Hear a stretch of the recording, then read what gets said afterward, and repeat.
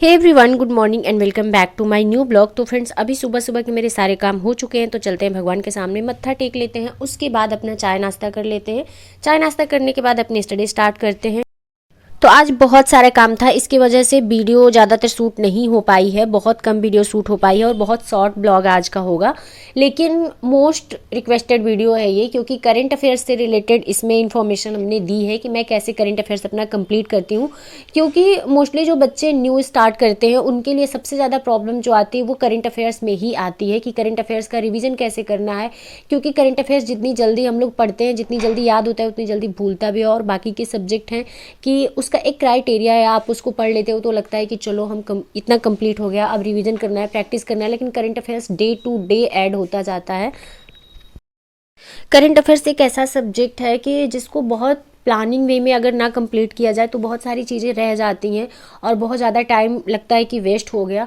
और current affairs के जो पॉइंट्स होते हैं अगर अच्छे से आपके क्लियर हैं तो आपको नंबर भी दे जाते हैं। कई केस में ऐसा भी देखने को मिलता है, जैसे कि आपका सुपर टेट का जो पेपर हुआ था उसमें सबसे ज़्यादा करंट अफेयर्स ही पूछा था। इस बार वाले का भी वेटेज जो आपका आर का पेपर हुआ है उसमें अच्छा खासा देखने को मिला होगा करंट अफेयर्स का।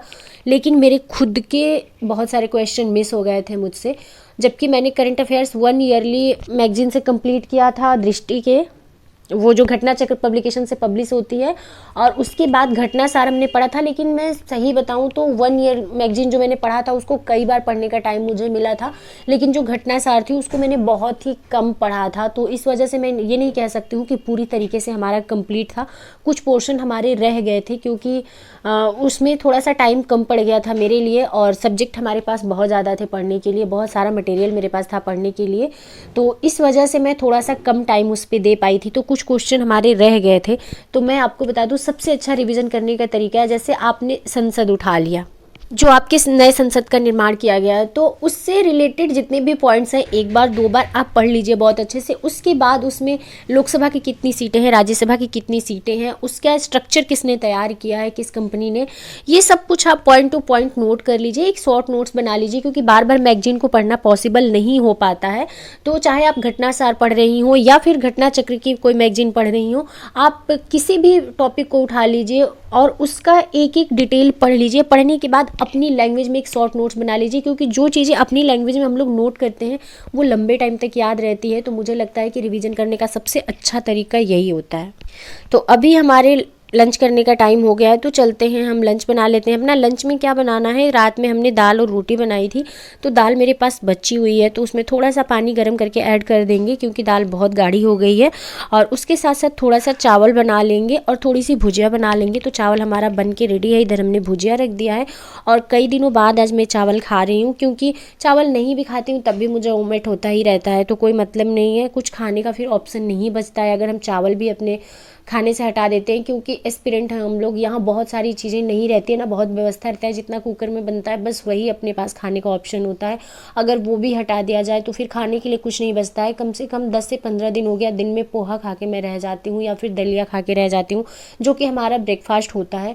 लेकिन उसी पे मैं पूरा दिन निकाल देती हूँ, उसके बाद भी कंटिन्यू मुझे वोमिट होते जा रही है। आज शाम को भी मुझे 2 बार वोमिट हो गई है, जिसकी वजह से मेरी तबीयत बिल्कुल पस्त हो गई है। और ये वीडियो रात में एडिट करनी थी, लेकिन मैं रात में एडिट ना करके इसको अगले दिन मैं एडिट कर रही हूँ। और काफ़ी डिफ़िकल्टी होती है दिन में वीडियो एडिट करने में, क्योंकि बार बार बैकग्राउंड में कोई ना कोई आवाज़ आती रहती है, तो बहुत मुश्किल हो जाता है मेरे लिए। फिर भी आज का ब्लॉग नहीं गया है, ना ही शॉर्ट वीडियो गई है, ना ही ब्लॉग गया है। तो ये मेरा काम है और मैं इसको करती हूँ। कुछ लोगों को बहुत ज़्यादा बुरा लगता है मेरा ब्लॉग शेयर करना, तो मैं उनसे कह रही हूँ कि आप अपना इतना इंपॉर्टेंट टाइम निकाल के क्यों वेस्ट कर रहे हैं यहाँ पे। आप अपनी पढ़ाई अगर कर रहे हैं तो पढ़ाई करिए, आप और कोई काम कर रहे हैं तो और कोई काम करिए।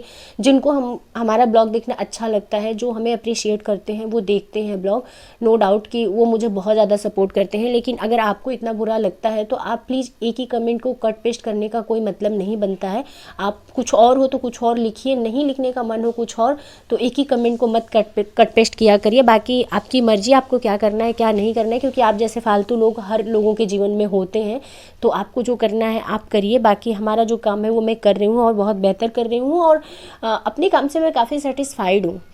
तो अभी मैं अपना साइंस का नोट्स कंप्लीट कर रही हूँ, क्योंकि साइंस का नोट्स ऐसा नहीं कि मुझे बनाना है, साइंस का नोट्स हमारा कंप्लीट हो चुका है, तो उसी का रिवीजन कर रही हूँ। क्योंकि काफ़ी टाइम हो गया है नोट्स के साथ स्टडी किए हुए, तो हमने सोचा कि इस नोट्स अपना पढ़ लेते हैं।